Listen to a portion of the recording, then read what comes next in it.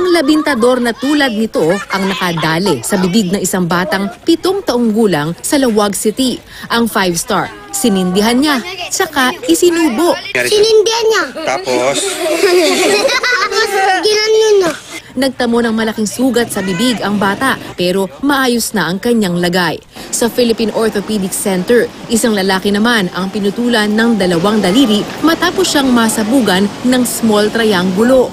Sa Amang Rodriguez Memorial Medical Center naman sa Marikina, may binatang nagtamo ng 2nd-degree burns sa kaliwang kamay matapos magsindi ng kwitis. Sa pinakahuling tala ng DOH, umabot na sa 32 ang naitalang biktima ng paputok.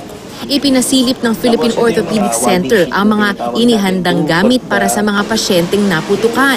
Kabilang ang bone saw na pamutol ng daliri at pambutas ng butong kailangang kabitan ng bakal. Minsan gumagamit kami ng mga big cutters, no? Tinatawag namin yung mga pang-cut. I'm hoping na sana hindi natin magamit yung mga gamit na to.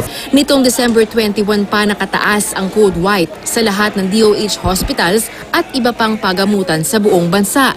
Ibig sabihin niyan, naka-standby na ang mga doktor, medical staff at emergency teams sa mga inaasahang pagdagsa ng mga biktima ng paputok sa bagong taon.